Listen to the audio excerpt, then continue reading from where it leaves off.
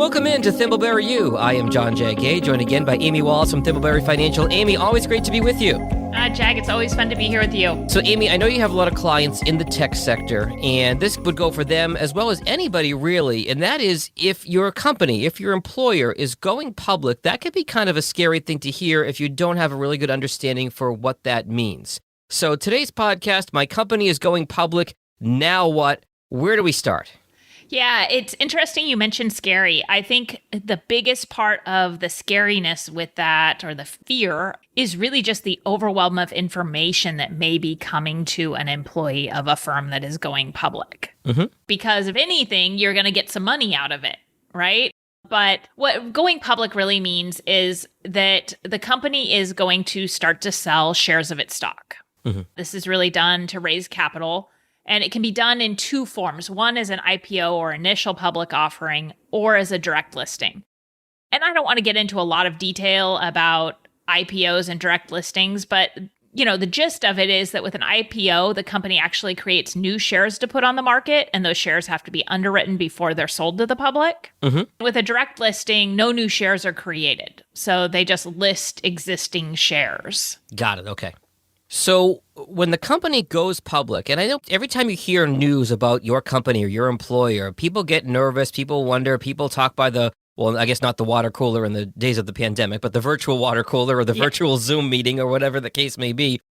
People gossip, people worry, rumors fly around, people get nervous about this stuff. So if your employer is going public, what do you need to know and what do you need to do? If you have stock with that employer, that's one of the main things is your employer is going to be giving you lots of details around what's happening and maybe some deadlines. And they will probably say that if you don't supply a choice, we're going to choose X for you. Mm-hmm. So you really want to pay attention to those details. And that can be really overwhelming. Very overwhelming, especially if money is not your thing, if investments aren't your thing, or details aren't your thing, right? The other thing to know is it's not just the choices right away that you need to make, but it's also about paying attention and knowing if there are any lockup periods. And what that really means is if you have stock in the employer, are you going to be able to sell it right away? Or are there going to be some rules that tell you can only sell so much of it in certain windows? Okay. As far as is your job secure and those kinds of fears, typically when a company is going public, it means the company's doing pretty well.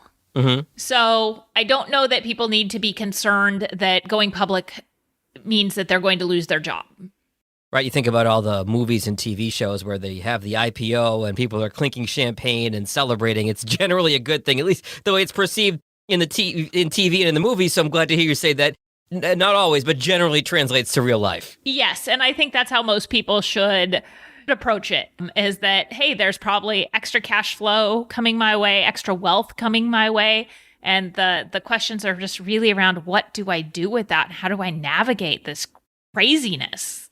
Right. So that leads me to my next question, Amy, which is, you talked about the stock. What do I then do with my stock when the company goes public? First thing I'm going to say for our listeners, and if your company is going public, I'm going to say, listen very carefully. Don't make any lifestyle changes. Okay. Don't plan to spend any of it.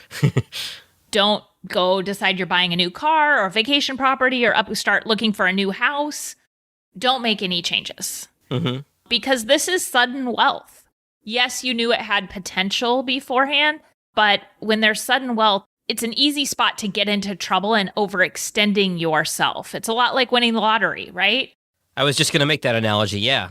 And when people win the lottery, oftentimes they are worse off within a certain number of months. I don't have those statistics in front of me, but they're staggering. Yeah, you hear about people winning the Powerball or the Mega Millions or whichever jackpot it is, and they go crazy and spend the money without any plan or without any guidance, and next thing you know, they're bankrupt. It's all gone. You wouldn't think you could spend $400 million, but after taxes and after a few impulse buys, you'd be surprised how quickly it can happen. We've heard it time and time again. Absolutely. So that's the first thing, is you don't change your lifestyle. Got it. Second thing is to figure out your stock. You probably either have RSUs, which are restricted stock units, and we have podcasts on that, or incentive stock options or ISOs if your company is going public. Mm-hmm. So you need to know what you have, and you need to figure out what's happening with those. So for RSUs, for example, the shares will have to have vested for them to have value and to be able to be liquid. Now, you're going to also need to know, as I mentioned earlier, is there a period of time you have to wait to sell those shares, even though they have become actual shares of stock? So if we look at Airbnb that went public in December, they had something called a double vesting on their RSUs. Basically, the idea behind it is that your shares had to vest from a time frame, and the company has to go public. Okay. But when the shares vest, that is ordinary income to you. So there's a tax bill there, and you have to be aware of what that tax bill is to know what you have in the end. Right. We'll come back to this at the end of our podcast, but this is where working with a professional like you, Amy, comes in, because there are so many rules and regulations around all these different aspects, including what the tax liability is and what you have, when you can sell it. It really is something you do not want to try to tackle on your own. No, we do this on a regular basis, and we double and triple and quadruple check this work because there are so many details to be aware of. So that's RSUs, but incentive stock options also have vesting dates. Mm-hmm. Again, they have to have vested for them to truly have value today. But incentive stock options or ISOs also have a special tax treatment. They have this 2-year holding rule that if you've held them that long, they're taxed at a preferential tax rate. So it's something that many of our clients that have had ISOs have found out before they came to us, because they got hit with a big tax bill when they went to buy a house or do something else. Oof. And they don't want to make that mistake again. So I think really the point here is you need to know what kind of stock you have, what the consequences are, how that ties into what the company is saying is possible. And then from there, you can really start to evaluate what this stock is going to do for you personally and how you want to use it to make changes in your life. Now, Jag, your question though overall was, what do you do with your stock? And I'm going to use, the answer you always love. It depends. Yep. So if you are financially independent, first of all, congratulations. And what I mean by that is you don't have to worry about your financial future. Okay. It's already secured with the assets you have now. Got it. And the savings you've done. So your choice to work is a choice. You have the ability to take on more risk because you know you have a solid financial foundation. So in that case, maybe you actually feel like there's some good potential with this company and with this stock, and you might want to hold on to a little bit more of it. Got it. Okay, because you feel you can, and the diversification and being concentrated isn't such an issue. But if you're not financially independent, you want to weigh how much of this money you want towards creating that financial foundation versus putting that foundation at risk. Got it. And for most of us who are not financially independent, it's a lot more complicated calculus to figure all this out. Absolutely. There's a lot of if this, then this kind of analysis to be done. So as you said a moment ago, it depends. Absolutely. Let me come back to something you said a moment ago, Amy. You talked about thinking about the potential of your company if you feel like your company has potential to really grow. How does that factor into this equation? I love this question, Jag. Often when someone works for a company that has stock, they want to hold on to some of that stock because they feel like they're in the know around what's going on with the company and they feel like it has potential. That's really familiarity bias. Yeah. And most of us don't know the ins and outs of our employers. We think we do because we know more than the average Joe who doesn't work there, but we may not know what's going on in the boardroom, so to speak. Exactly. So we have to be aware that familiarity bias is going on. That's step number one. Mm-hmm. You have to recognize it so you can do something about it and really evaluate what you do know and what you don't know and what the risks are. And then I think the second piece of this comes back to what I said earlier around financially independent or not. Are you? Mm-hmm. Which side of the coin are you on that? And no matter which side you're on, you can make the choice to hold on to the stock. You just have to understand that you may be taking on risk. And just like winning the lottery and having that money slip through your fingers, the same thing may happen here. And a lot of this comes down to risk and reward and really your overall plan and what you want to do with all this stuff.